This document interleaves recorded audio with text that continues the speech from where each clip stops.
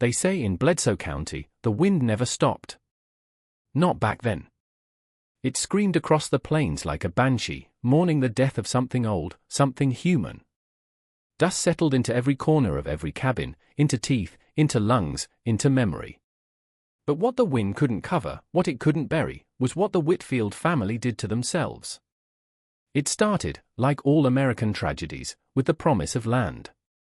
35 acres of brittle soil given to a man who didn't believe in God, or doctors, or outsiders.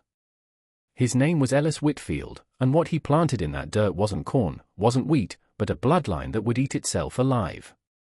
The townsfolk whispered, of course. In Harlan's general store, over chipped enamel mugs and gaslight, they said the Whitfields never left their property. That they had their own words for things, their own rules, their own children. And that after the third dust storm of 34, when livestock turned up bloated and children in town started falling ill, it wasn't the wind they feared anymore. It was that old rotting homestead on Millidge Road. You won't find the Whitfields in school records, no census data, no church logs. The only paper that ever bore their name was a missing persons report filed by a school teacher named Miss Lyra Grange. She said she saw a boy watching her from the tree line. A boy who looked like he'd been stitched together wrong. One eye sealed shut. Fingers fused in a way no fever could cause. She said he mouthed something, not English, not even human. And when she told the sheriff, he just shook his head and said, "That's the Whitfields. Leave them alone." But you don't just leave this kind of history alone. Because what happened on that land wasn't just inbreeding. It wasn't just poverty or madness. It was something colder, deliberate, as if the family believed they were meant to become something else. Something beyond blood and bone. And in their isolation, they did. They left behind no journals, no recordings. But they left behind a house, half collapsed, rotten with mildew and silence. Inside it, beneath the floorboards, someone found drawings. Hundreds of them. And not one showed a face with two eyes in the right place. The earliest trace of the Whitfield name in Bledsoe County goes back to 1891, when a man named Thaddeus Whitfield arrived with a mule, a deaf wife, and a newborn. No one knew where he came from. He bought the land in cash, dirty, blood-flecked banknotes that smelled like sweat and iron. He built the house himself, piece by piece, with no help and no witnesses. And once the roof was on, the Whitfields were never seen again. Not in town, not at market, not even at funerals. Rumors took root fast. People said Thaddeus was a war deserter, hiding from justice. Others claimed he came from backward stock so twisted that even Arkansas wouldn't claim them. But the truth is simpler and darker. He believed in purity, not the kind preached from a pulpit, but a purity of control. He believed blood was the only law that mattered, and that outside ideas, schooling, government, medicine, were poisons designed to dilute the soul. So he kept his wife locked inside that house. And when she bore him a daughter, he didn't see her as a child. He saw her as lineage. Future. Continuation. The pattern had begun. By the time his first daughter turned 13, she was pregnant.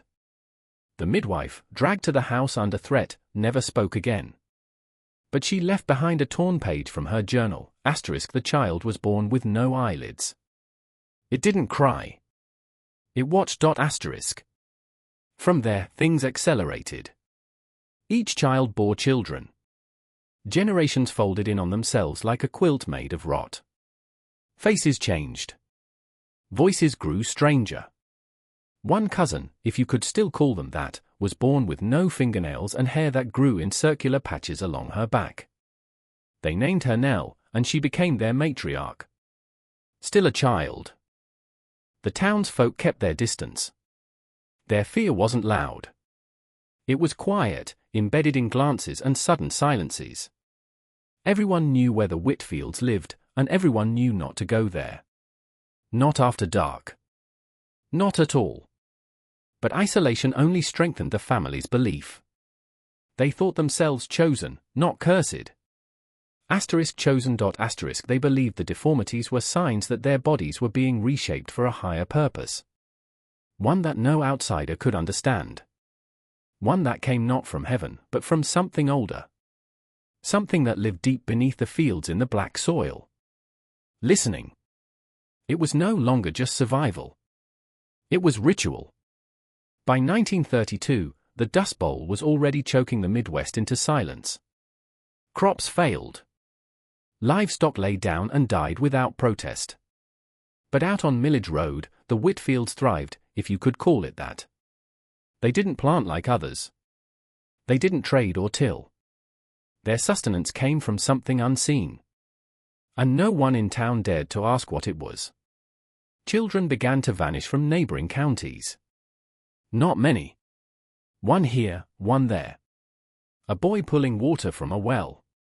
A girl picking apples from her father's tree. Gone. No screams, no blood, just absence.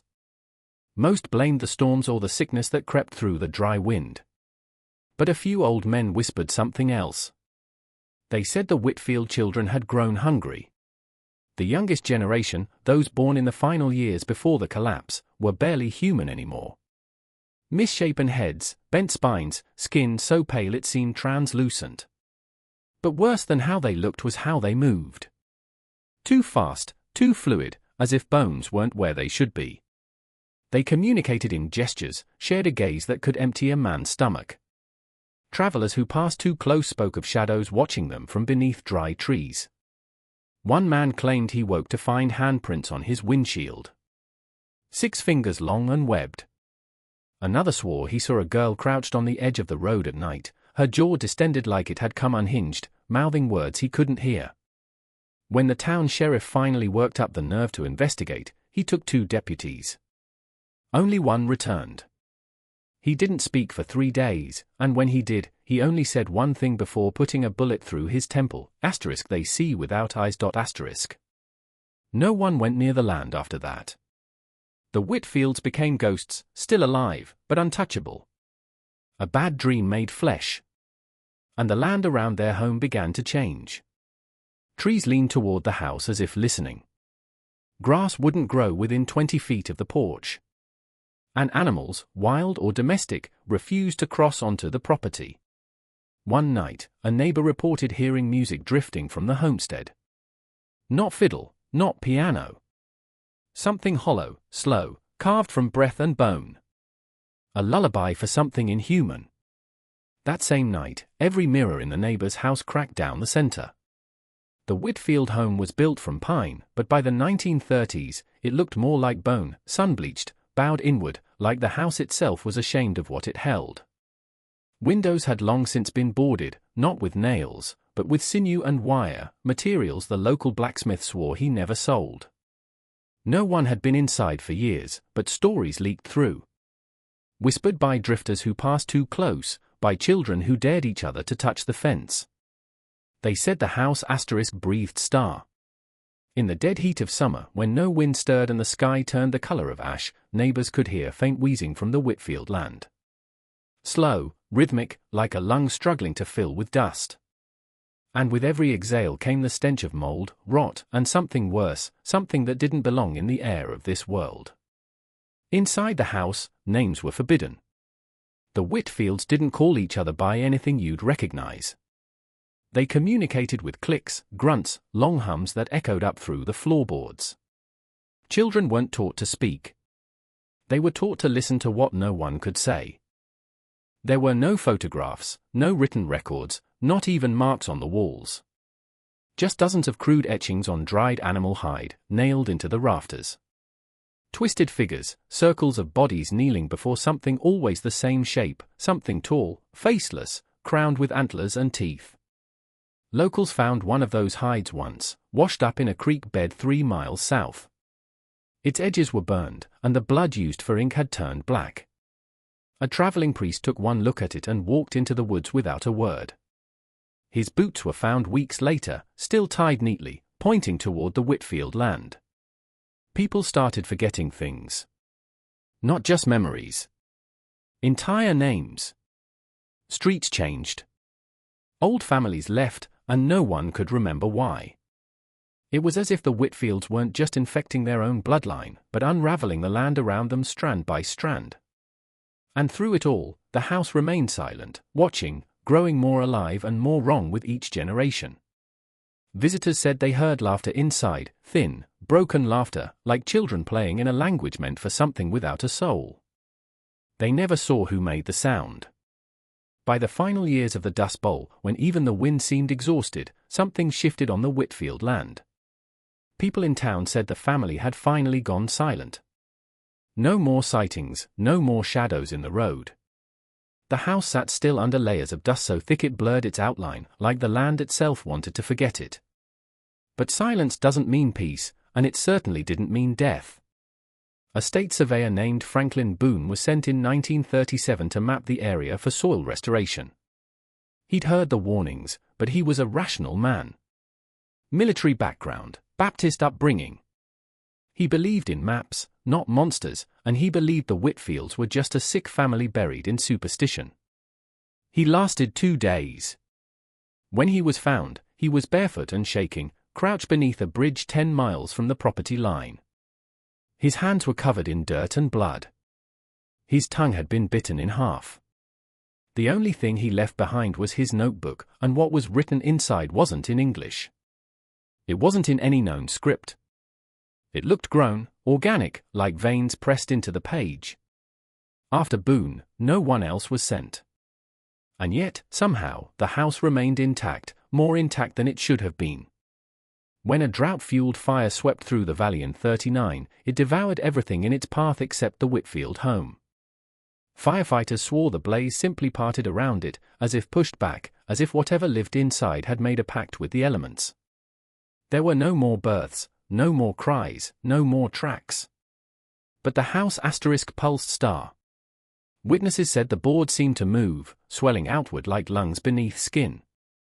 And late at night, those foolish enough to linger claimed they saw shapes on the roof, hunched, watching. Not people. Not anymore. By the 1940s, maps began omitting Millidge Road entirely.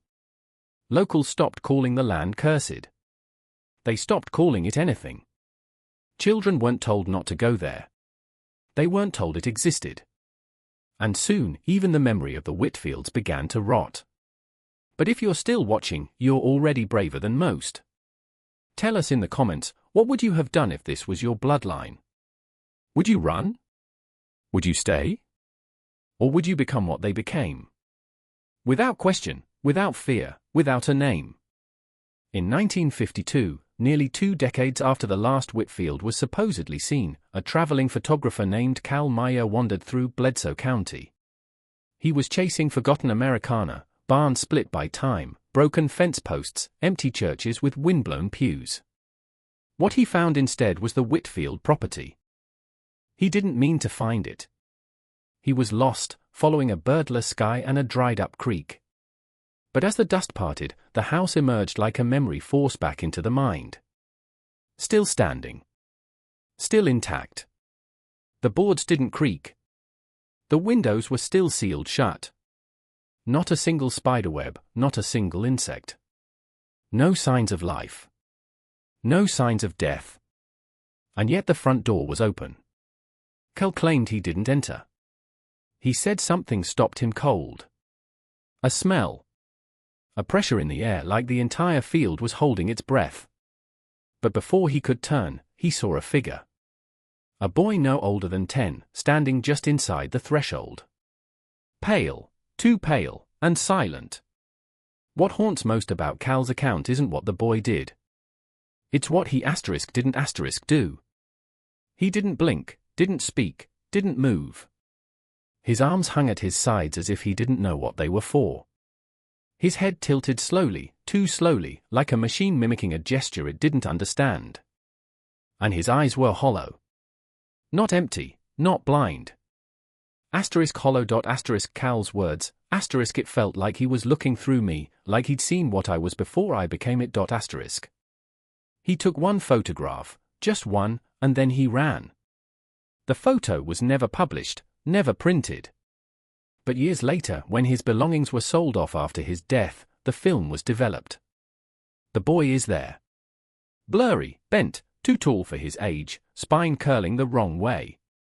Behind him, shapes hang from the ceiling, not bodies, not quite. Limbs bundled, arranged like wind chimes. Experts say the photo was tampered with, that the blur is too consistent, that the shadows are too intelligent. But others, those who grew up near Bledsoe, know better. They know what was seen. And worse, they know what asterisk wasn't star. Because when locals examined the photo, they noticed something behind the boy. In the far corner of the frame, a woman, mouth wide, skin cracked, eyes stitched shut. She wasn't looking at the camera. She was looking at the boy. And she was smiling. Some stories fade because time erases them. The story of the Whitfields fades because something deeper wants it buried. To this day, no formal record of the family exists beyond fragments, a deed, a sheriff's log, a torn journal entry. Every attempt to document their history ends the same way. Missing pages, corrupted files, researchers walking away mid-sentence, unable to explain why their hands won't stop shaking. One archivist from the State Historical Office went blind for 3 days after handling the Boone notebook. No diagnosis, no trauma, just darkness. He woke up whispering, asterisk, they're not gone. They're beneath. Asterisk. Bledsoe County has changed. New roads, new farms, new names. But locals know where asterisk not asterisk to build. There's a stretch of land still marked off by rusted fencing and dead trees. Developers say it's unstable, bad soil, bad luck. No one touches it. No one questions it. Because every so often, once every few years, someone hears it. Asterisk breathing. Asterisk not wind, not earth shifting. Breathing. Deep, low, steady, like lungs that have never stopped expanding. And when the sound comes, animals go silent. Dogs bark toward empty corners. Children wake screaming with mouths full of dirt. They say the Whitfield line ended. That the deformities, the rituals, the isolation, all of it collapsed under its own monstrous weight. But some say that's not what happened. Some say the family asterisk succeeded star. That they became exactly what they were meant to become. That through blood and dust and darkness, they crossed over into something else. Something less than human and more than flesh. Not ghosts, not demons. Just evolution gone feral. A new branch of being coiled beneath the fields, waiting for the land to forget it enough to rise again. And maybe they're right. Maybe that boy Cal Meyer saw is still out there. Still 10 years old. Never aging. Maybe he wasn't born. Maybe he was asterisk made asterisk, formed from hunger and silence and the long, slow ache of a family trying to become gods in a world that never wanted them. So if you ever find yourself driving through western Bledsoe and the road curves in a way your map doesn't show, don't follow it. If you hear laughter with no source, see shapes at the edge of your headlights, smell something like rust and earth and decay, turn around. Because you haven't found forgotten history. It's found you. And the Whitfields don't let go. Not when you've heard their name. Not when you've seen their house. Not when you've started to remember. They only need one thing to come back. Someone who believes. And now you.